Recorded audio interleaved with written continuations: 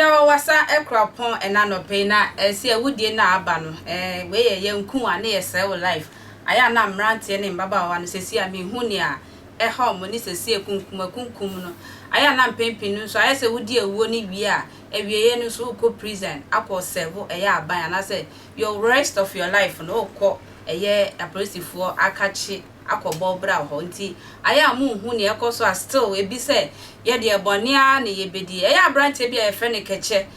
ni show the guy name no de nam kron me no de ogbo akwala be so nsa de wako keche fie abawe ne guy eti fefefe na utimi say ade yi baby akobe mmayo no mani ati I say nko yie sana no mpeso mo ti ticket ma no mpe baby fa enti eye we se mejai we nsu mejai enti ejai nti obi aye ne SS my S boy my S girl obi anan baby a obi asan akope kanchima ni bi be ma asan akofa foforo sa na oba nso ejai akofa foforo na ne oba no kofa no still na enko yie ni ade enti akwese still na keche ewo na brabo anase keche abayo na brabo ne ye ne yase waja no ho akofa obi aba anase akofa foforo enti genti adada ne ya o ma no mo hia no mo keka ka de na oja me ne fa nkosi hi yo keche se ni akofa ya mo de amesa be fama de bag sana enya adwempa so na abra yi e de be fa sister yi na chese adwemboni aba ne tim adwe oboy anase pa obotu ne tim nyina ne se okofa girl na o de acid egunu so na wasɛ no na wadamage na nim sɛnia obema bia hu na ompe ono keche na nya kora saa so ne ye de masimo kora so a o de ma ayi a goswe ono so mpe saa opese wo sɛ life na emu odempa enti bra hwie acid e de gu abai wani ma sesi ade abai we ne ho fefefe ne sesi a wa kwaye sesebe eye prekwa ya wo no foforo na no se gbantin wa send life we de eye de nyame asese wan gene life na emu na nim pa de ye de ne twa obi asesi a pa de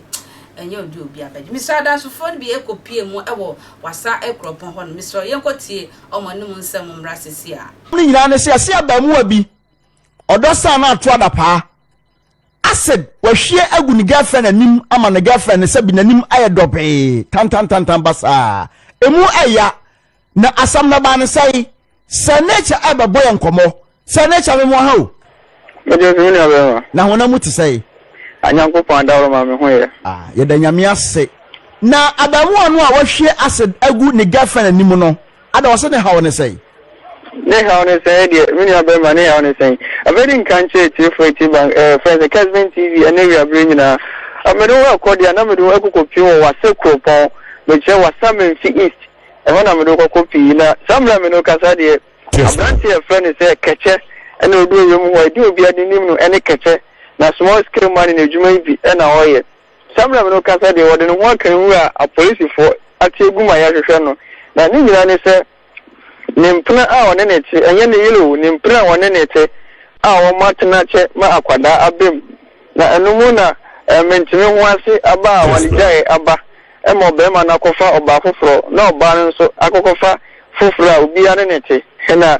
obi hu de ba ya oba ne san so pe be ma no so san so pe oba no na na se obi ane ne de tinu ntino omu hu de okọ back ne de odi nkan ko ja ne de na nam so a abranti friends e kachei obo modin no ko eye ni preference rose na okoye no na rose no ni mpna okofa no foforo ene ni shedem na we no obo punu wa se rose MP ene rose MP abranti ni gina akwana no a na chi osan so ni tifema okoye na we na mla bobe no nso no rose ene ni mpre se sa de ono mu pie no makoko peduane bi na omo di asa be shomo dem sana abranti friends e kachei abranti akofa acida ode tete na abayo friends rose du hwa na hwe acid di anya mini abema uhu sene abayo ne nim aye na we de mfonyi keke na yehwe uhu sene abayo ne nim aye pa ne first sene otie ene ya ne de ne nim na ne de na jeze we di ne wu anesa owie ye no so ore ho akenwu asamla me no kasa de police fati guma yehwe abranti keche etiefo me pacho ababa wanu a enei ne boyfriend ahwie acid agu ne ho na nim nyina sai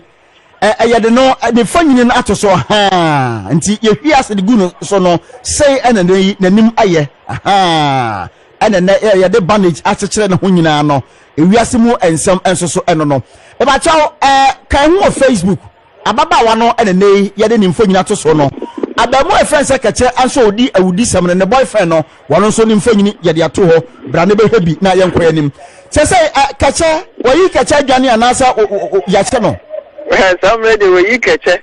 no so ye be ma na so we no we so nya be ma nti some lady odi ne wa kewura a police for Wassa Akropong so atiom hoguma omo hwehwe ne denden nti bi pictures dey atreno baby a amo fe video so akasa we bo hu branch friend se kache no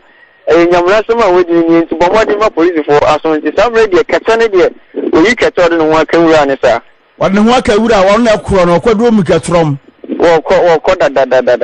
na abrantia ni suban te sai e opomu ho abrantia ne de ni suban de wo hwese ne wadrodo ta tu na to ne wona de na je se ndi abrantia ni mu ye bi abrantia de wonim ye according to enti enya ne kromo je se eye ko pe omo no wi abenya abrantia wo mu bi wo pe omo no nsa abenya abrantia wo mu bi wo pe tu trase ma ko so wodi ani nyina no benya abrantia bi na nka obi a woni mpne jai na buy one house wonzu ye futu mo nyina oni ni pane jai a ontan obi no so nchan bibi omo jai still asa mo san so pam ho we ko we woni we kakasa wonsu we kakasa ena na so ko fasa nsem we nyina bancha blande ni suban de ene ye titini kromo de memma blande ya ensem fatabia no ablante ka che ye bi Sanecha ayai ya na wase ne yamfa hunsia ya na se aposifo pariso ni mu a abran mu a fense kacha waye ne girlfriend nyadoa wa di ni bani ahwi aseda gu no so no se aposifo che ne pe ya sonte ya se broken heart kwa na ekoso ememe sei emma akoma emma bi akoma eti omo na yie omo ntimi ni di sei ya na omo sei ye ena ma bi so ede apply aso mema akoma no omo so omo mia eti ebenkuru ni fere nyina ebre eti anya nwanwa se beba fidie su yi be ma atwe sekan odwudwa ne yere anane mpena oba bi ayi awudura kogu aduanim ama ne mpena na ne kunu de awu ensem basase ya na ekoso abran ne kan yo o se na mafo amaba apentem ne nya ntem opentem a obenya ne ntem na so be wu ntem opentem a bra sister obenya ne ntem na so be wu ntem mo apre asimu so a mo pre gidigidi do pre ba pem apre ne pim ne hia tie awrade ne efti pre ko empose na mframa odi hu paade a wonya hwe ori afa ade etu mfo na hwe ade ada osuo beto gidigidi pa odi ade sima wonya bi mframa bo ni nyina gu se ya na ada osuo beto nkakra odi ade sima abeko na yem e fa hu paade mframa odi hu paade a wonya empre hu abrabo mate nyame onim de yema ne ma na mane no ubetie bebo awo akoba say listen to wisdom, it will help you. Jumeku eso masin and then me di jumedie ibro yo Batampa traveling to express consultancy for na eso masin akwanto papa asumbe wo mo de from Batampa on my line no go screen na oni omuni insa wo so ani mo de I will share me obabi afrɛ me akuantwa meje oso makra